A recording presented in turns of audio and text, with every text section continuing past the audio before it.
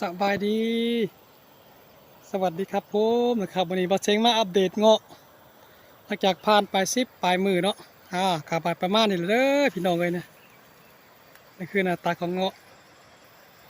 โรงเรียนนะครับก็เป็นส่วนบอสเชงเองเนาะ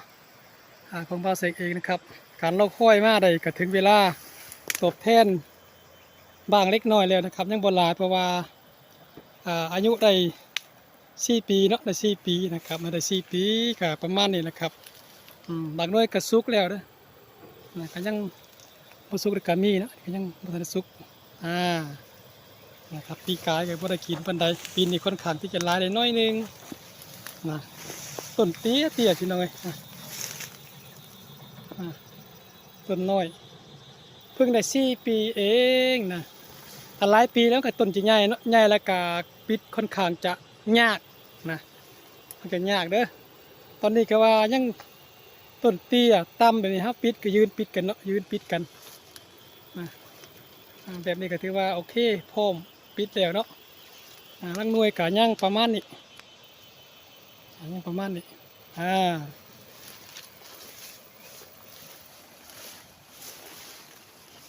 อีกประมาณบ่กี่มือเนาะบ่กี่มือน่าจะสุกเลยล่ะ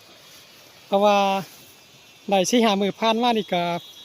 บ่ค่อยมีฝนเนาะแล้วก็แดดเครื่องมือนะก็เลยเฮ็ดให้อากาศมันร้อนเนาะอากาศมันร้อนแล้วก็เฮ็ดให้เงาะค่อนข้างจะสุกไวนะ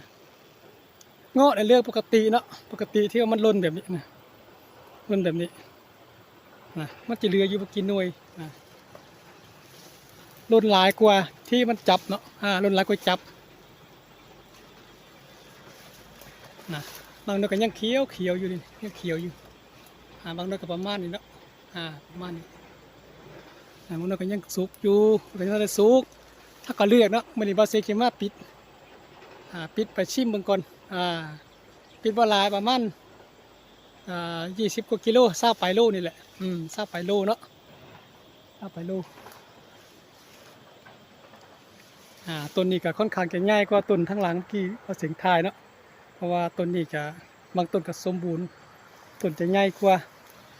บางต้นก็ง่ายกว่านี้ก็มีเด้ออันนี้ยังปิดยังง่ายอยู่เนาะปีหน้าน่าจะใส่ไม้ใส่เล็กเกาะเนาะเล็กเกาะเอาเลยละปีหน้าสวยงามพี่น้องลูกใหญ่ๆแบบนี้เลยนะครับบางหน่วยก็ยังบ่ทันได้สุกอยู่นี่ก็รออีกบ่กี่มื้อเนาะบ่กี่มื้อน่าจะสุกเลยล่ะนี่ล่ะเฮ็ดให้มันแตกนะฝนตกหลายคนหลายก็แตกแบบนี้ปิดถิ่มเนาะบ่ปิดมันก็เฮ็ดให้หน่วยอื่นบ่สมบูรณ์บ่งามอันนี้ก็ประมาณอีกอาทิตย์นึงก็สิปิดหมดเลยล่ะคิดว่านะเนาะถ้าฝนบ่ตกหลายมันก็สิโล่นอีกนะแต่หน่วยสุกแบบนี้ถ้าบ่มีแมงไม้มาเจาะมากินก็จะบ่โดนเด้อจะบ่โดนแหละ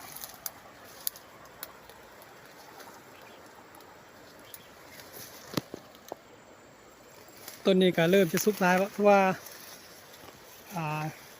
บางหันปลาเซ็งมาปิดชิมเลยจักหน่อยเนาะก็เลยบ่ค่อยไปเป็นหลายหน่วยใหญ่เด้อกกนี่เป็นหน่วยห้างหน่วยใหญ่ดีหน่วยใหญ่พี่น้องเอ้ยหน่วยใหญ่แห้งหน่วยงามผมแบบนี้ตลาดต้องการเนาะตลาดต้องการแล้วเกิดได้ราคาค่อนข้างจะดีอยู่นะเดี๋ยวว่าเซ็งจะอัปเดตให้ฟังเด้อราคาอยู่ตลาดกิโลละเท่าใดเนาะเดี๋ยวถามแม่บ้านว่าเซ็งก่อนเด้อคิดว่าน่าจะโบแพงกว่าในดอกกิโลหนึ่งกับประมาณ30,000 กีบนะเป็นว่า30,000 กีบกิโลหนึ่งโลหนึ่ง30,000 กีบตีเป็นเงินบาทกับประมาณ50 บาทนะครับประมาณ50 บาทนี่แหละ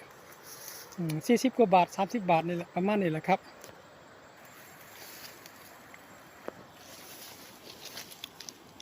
แบบนี้โลอีกบ่ดนแต่ว่าก็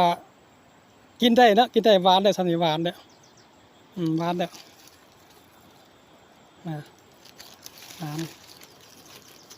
สีแดงๆแบบนี้ตลาดต้องการหลายเพราะว่าด้วยงามแต่ว่าคำจริงแล้วก็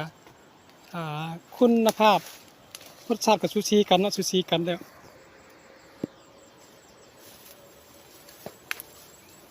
เห็นว่ามันล้นหลกว่าที่มันจับข้างบนกับมีปีหน้านี่บ่าวเซงจะตัดลิ้นจี่ออกหลายกว่านี้เนาะเพราะว่าต้นเงาะจะใหญ่เงาะแล้วก็ใหญ่แล้วก็ค่อนข้างที่จะจุกันเลยเด้ใกล้สิจุกันแล้วบ่าวเซงปลูกอยู่ระยะห่างประมาณ8 เมตรเนาะ8 เมตร8 เมตร8 เมตรก็ความจริงมาตรฐานมันก็เพิ่นสิว่าอยู่ประมาณ10 เมตร18 52 เมตรประมาณนี้ความห่างของแต่ละต้นเพราะว่าเฉลี่ยแล้วถ้าปลูกข้างหนึงมันจะออกอยู่3-4 เมตรเนาะยื่นออกเนาะงาจะยื่นออก3-4 เมตรฉะนั้นแล้ว4ข้างละ4ก็เป็น8 เมตรพอดีเนาะจุกันนะ8 เมตรนี่จุกันแล้วนะ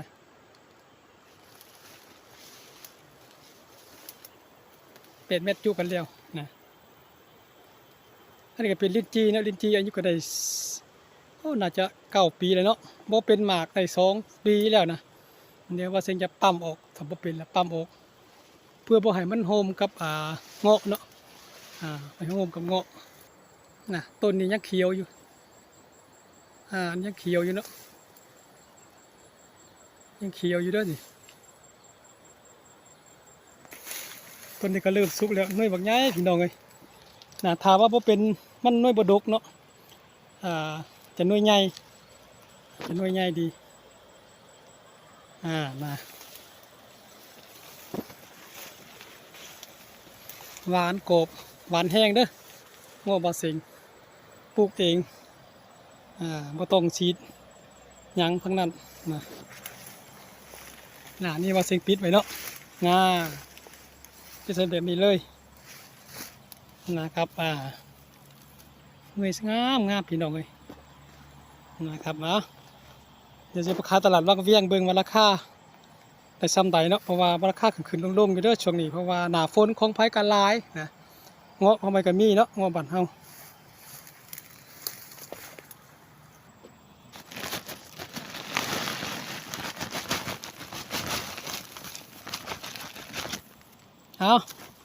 คลิปนี้บ่าวเซงกะฝากไว้ซ้ำนี้ก่อนเดี๋ยวคลิปหน้าบ่าวเซงจะปิดอีกจักกิโลจักหมื่นจังมาอัปเดตพี่น้องเบิ่งอีกทีนึงว่าราคามันได้ดีซ้ำใดแล้วจังมาบอกราคาเติมเนาะขอบใจหลายๆเด้อสำหรับติดตามและกำลังใจบ่าวเซงนะครับ